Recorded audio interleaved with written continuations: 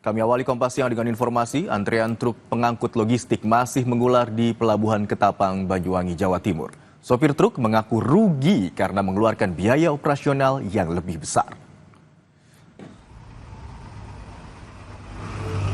Antrean truk menuju Pelabuhan Ketapang mengular hingga jalan nasional dan mengganggu arus lalu lintas sejak Jumat lalu. Truk terjebak antrean panjang karena berkurangnya jumlah kapal penyeberangan pasca insiden tenggelamnya KMP Tunu Pratama Jaya pada awal Juli lalu. Data KSOP dari 15 armada kapal LCM yang biasanya beroperasi, hanya 7 yang diizinkan untuk berlayar. Sisanya dianggap tidak memenuhi syarat keselamatan. Imbasnya, sopir truk mengeluh karena harus mengeluarkan biaya operasional lebih besar.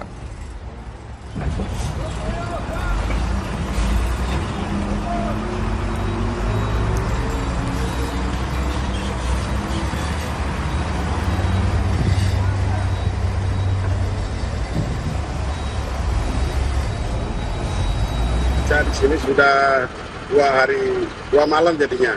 Jadi kerugiannya banyak sekali, Pak. Banyak sekali kerugiannya. Bahkan sanggup supir sampai habis ini. Makan aja tadi malam ada yang bawakan nasi bungkus. Harus ada penambahan kapal. Terutama ini kapal-kapal yang mengangkut mobil-mobil besar. Kenapa? Karena masalah ini berlarut-larut. Kemarin sampai Wongsorejo macetnya lagi ya. Ke sorotan lainnya, Saudara, polisi membeberkan sejumlah fakta baru terkait kasus kematian diplomat muda Kementerian Luar Negeri Arya Daru Pangayunan di kamar indekosnya 8 Juli lalu. Arya Daru sempat terlihat di atap gedung Kemlu sebelum ditemukan tewas di kamar indekos.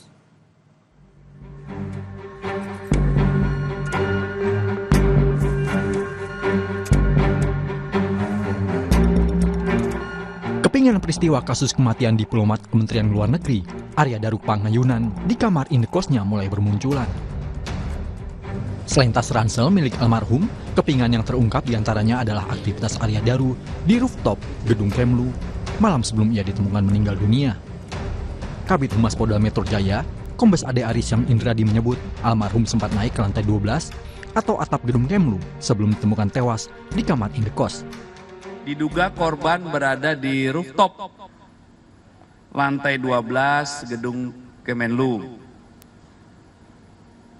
Kemudian penyelidik mendapatkan fakta bahwa berdasarkan pengamatan CCTV tersebut, awalnya korban naik membawa tas gendong dan tas belanja, kemudian saat turun